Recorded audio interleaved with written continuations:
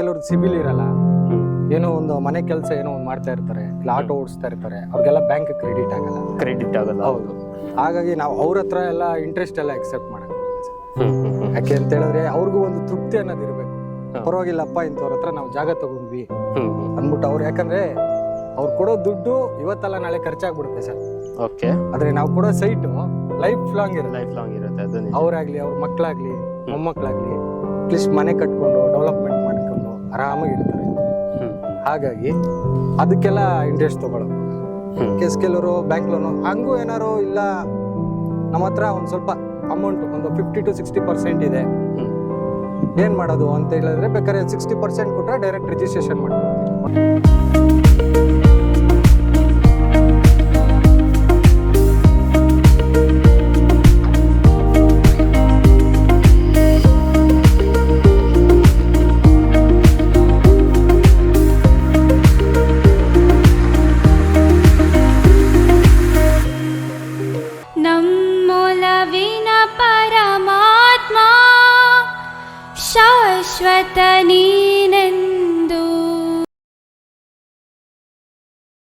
Hi guys, ಮತ್ತೊಮ್ಮೆ ಸ್ವಾಗತ unlock Karnataka YouTube channel ಹಾಗೂ ಫೇಸ್ಬುಕ್ ಪೇಜ್ಗೆ. ನಾನು ನಿಮ್ಮ ತನ್ವೀರ್ ಹಾಗೂ ಧನುಷ್ ಜೊತೆ. ಇವತ್ತು ನಾವಿರೋದು ಚಿಕ್ಕಮದುರೆಯಲ್ಲಿ. ಸೊ ಇವಾಗ ನೀವು ನಿಮ್ಮ ಹಿಂದೆ ಲೇಔಟ್ ನೋಡ್ತಾ ಇದ್ದೀರಾ. ಸೊ ಪ್ರೀ ಲಾಂಚ್ ಅಲ್ಲಿ ಇರುವಂತ ಲೇಔಟ್ ಇದು.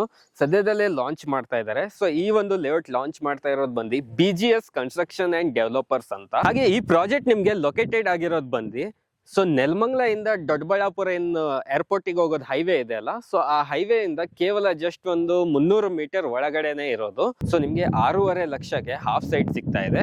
ಸೊ ಇದ್ರ ಬಗ್ಗೆ ಕಂಪ್ಲೀಟ್ ಇನ್ಫಾರ್ಮೇಶನ್ ಕೊಡೋದಕ್ಕೆ ನಮ್ ಜೊತೆ ಜಾಯ್ನ್ ಆಗ್ತಾರೆ ಭರತ್ ಅವರು. ಅವ್ರ ಜೊತೆಗೆ ನಾವು ಮಾತಾಡ್ತಾ ಹೋಗೋಣ. ನಮಸ್ಕಾರ ಸರ್. ನಮಸ್ಕಾರ ಸರ್, ಹೇಗಿದ್ದೀರಾ? ಚೆನ್ನಾಗಿದೆ ಸರ್. ನಾವು ಚೆನ್ನಾಗಿದ್ದೀವಿ ಸರ್. ಸರ್, ಇವಾಗ ನಮ್ಗೆ ಲೇಔಟ್ ಇನ್ಫಾರ್ಮೇಶನ್ ಗಿಂತ ಮುಂಚೆ ಸೊ ನಿಮ್ ಕಂಪ್ನಿ ಬಗ್ಗೆ ನಮ್ಮ ವೀಕ್ಷಕರಿಗೆ ಸ್ವಲ್ಪ ಗೊತ್ತಾಗ್ಬೇಕು. ಅಲ್ಲಿಂದ ಸ್ಟಾರ್ಟ್ ಮಾಡೋಣ ಸರ್, ಹೇಳಿ. ಸರ್, ನಮ್ಮ ಕಂಪ್ನಿ ನೇಮ್ ಬಂದು BGS ಡೆವಲಪರ್ಸ್ ಅಂಡ್ ಕನ್ಸ್ಟ್ರಕ್ಷನ್ ಅಂತ ಹೇಳಿ. ಓಕೆ. ನಮ್ಮ ಕಂಪ್ನಿ ಬಂದು ಮಾದನಾಯಕನಹಳ್ಳಿನಲ್ಲಿದೆ. ಸೊ ಆಲ್ರೆಡಿ 1.5 ವರ್ಷದಿಂದ ಕಂಪ್ನಿ ನಡೀತಾ ಇದೆ. ಓಕೆ. ಸೊ ಇದು ಬಂದು ನಮ್ದು ಓನ್ ಪ್ರಾಜೆಕ್ಟ್ ಸರ್. ಹಾಗಾಗಿ ಇದು ಟೋಟಲ್ ಬಂದು ನಿಮ್ಗೆ 2 ಎಕರೆ 20 ಗುಂಟೆನಲ್ಲಿ ಮಾಡಿರುವಂತ layout. Total number of sites ಬಂದು 64 ಸೈಟ್ ಇದೆ. ಸೊ ಕನ್ವರ್ಷನ್ ಲ್ಯಾಂಡ್ ಇದು. ಓಕೆ. ಸೊ ಅಪ್ ಟು 70% ವರೆಗೂ ಬ್ಯಾಂಕ್ ಲೋನ್ ಕೂಡ ಆಗುತ್ತೆ.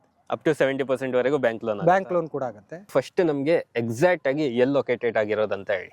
ಸರ್, ಇದು ಬಂದು ಚಿಕ್ಕಮದುರೆಗೆ ಅಟ್ಯಾಚ್ ಆಗಿರುವಂತ ಲೇಔಟ್.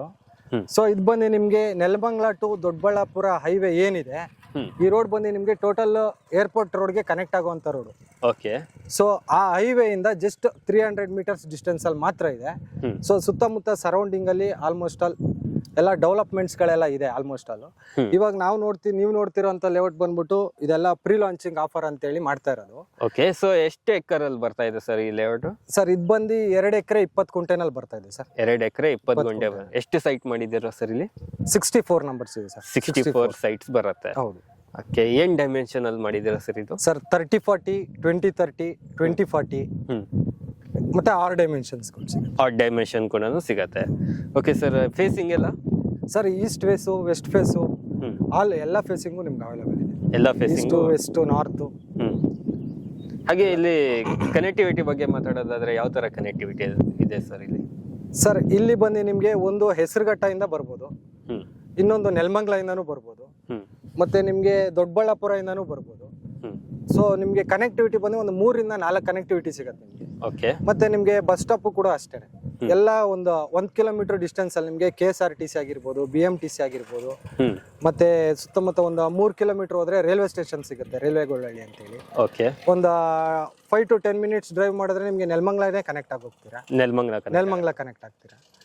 ಸೊ ಹಾಗಾಗಿ ಇಲ್ಲಿ ಕನೆಕ್ಟಿವಿಟಿ ಎಲ್ಲ ತುಂಬಾ ಚೆನ್ನಾಗಿದೆ ಸರ್. ಓಕೆ. ಸ್ಕೂಲ್ಸ್, ಹಾಸ್ಪಿಟಲ್ಸ್ ಎಲ್ಲ ಯಾವ್ದು ಬರ್ತಾ ಇದೆ ಈ side? Sir, people tree hospital ಇದೆ, ಮತ್ತೆ ಆದ್ಯ ರೆಸಾರ್ಟ್ ಇದೆ, ಗೌರ್ಮೆಂಟ್ ಸ್ಕೂಲ್ ಇದೆ, ಮುಜರಾ ಸ್ಕೂಲ್ ಇದೆ, ಮತ್ತೆ ಶಿವಕುಮಾರ್ ಸ್ವಾಮೀಜಿ ಕಾಲೇಜ್ ಇದೆ. ಓಕೆ. ಎಲ್ಲ ನಿಮ್ಗೆ ಎಲ್ಲ ವಿತಿನ್ ಒಂದು 1 to 1.5 ಕಿಲೋಮೀಟರ್ ಒಳಗಡೆನೆ ಸಿಗುತ್ತೆ. ಒಳಗಡೆನೆ ಸಿಗುತ್ತೆ.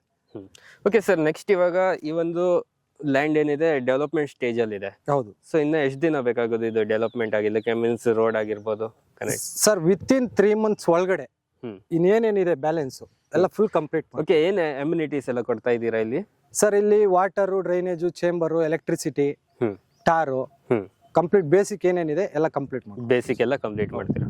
ಓಕೆ, ಇವಾಗ ನಮಗೆ ಸೈಟ್ ಮುಂದೆ ರೋಡ್ ಎಷ್ಟು ಸಿಗ್ತಾ ಇರೋದು sir? Sir 30 feet road sir. 30 feet 30 feet. ಆಮೇಲೆ ಸಬ್ ರೋಡ್ಸ್ ಎಲ್ಲ ಎಷ್ಟಾಗ್ತಾ ಇದೆ? ಸಬ್ ರೋಡ್ ಬಂದು 25 ಇದೆ ಸರ್. 25 ಇದೆ. 25 ಇದೆ. ಓಕೆ, ಸೊ ನೆಕ್ಸ್ಟ್ ಏನ್ ನೋಡ್ತಾರೆ ಅಂದ್ರೆ ಸರ್, ಇವಾಗ ಒಂದು ಲ್ಯಾಂಡ್ ಪರ್ಚೇಸ್ ಮಾಡೋರು ಅವರಿಗೆ ಕನ್ವರ್ಷನ್ ಆಗಿರ್ಬೇಕು. ಹೌದು ಸೊ ಯಾವ ಕನ್ವರ್ಷನ್ ಆಗಿದೆ ಇದು? ಸರ್, ಇದು ಕನ್ವರ್ಷನ್ ಆಗಿದೆ, ವೇರ್ ಹೌಸ್ ಕನ್ವರ್ಷನ್ ಆಗಿದೆ. ಓಕೆನಾ? ಈಗ ಅಪ್ ಟು 70% ವರ್ಗೂ ನಾವು ಲೋನ್ ಕೊಡ್ತಿದೀವಿ ಅಂತ ಹೇಳಿದ್ರೆ ಕನ್ವರ್ಷನ್ ತುಂಬಾ ಮುಖ್ಯ. ಹೌದು. ಯಾಕಂದ್ರೆ ಯಾವುದೇ ರೆವಿನ್ಯೂ ಸೈಟ್ಗಾಗ್ಲಿ ಗ್ರಾಮ ಠಾಣಾ ಸೈಟ್ಗಾಗ್ಲಿ ಲೋನ್ಗಳು ಸಿಗಲ್ಲ.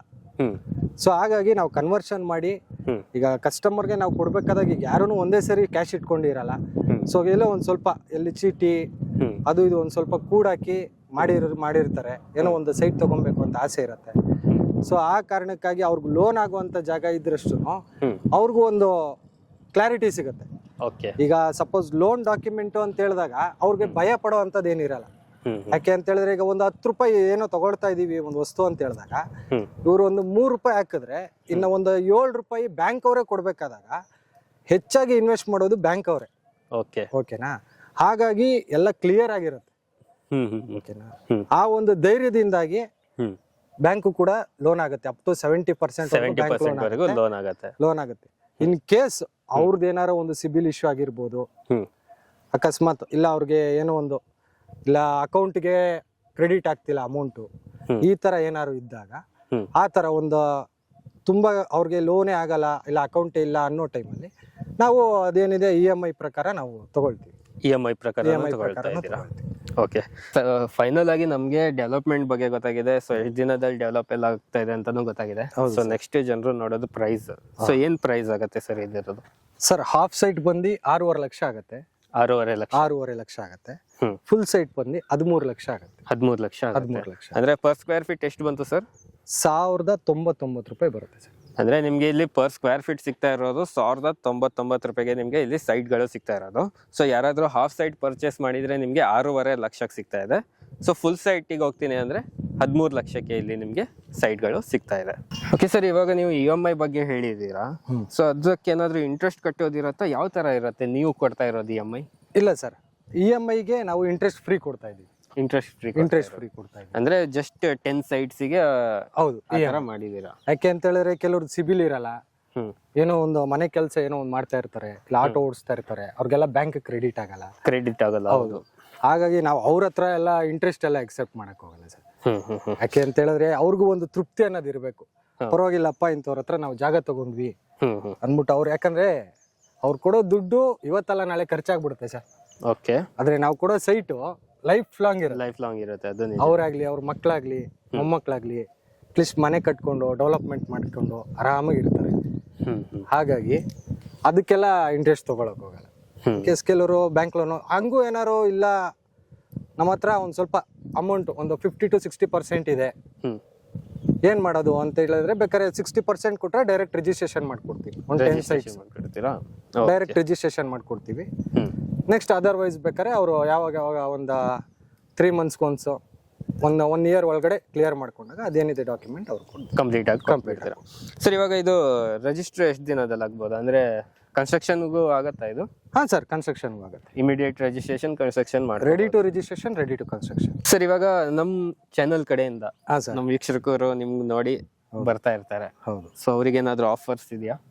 ಖಂಡಿತವಾಗ್ಲಿ ಸರ್. ಏನ್ ಆಫರ್ ಕೊಡ್ತೀರಾ ಸರ್?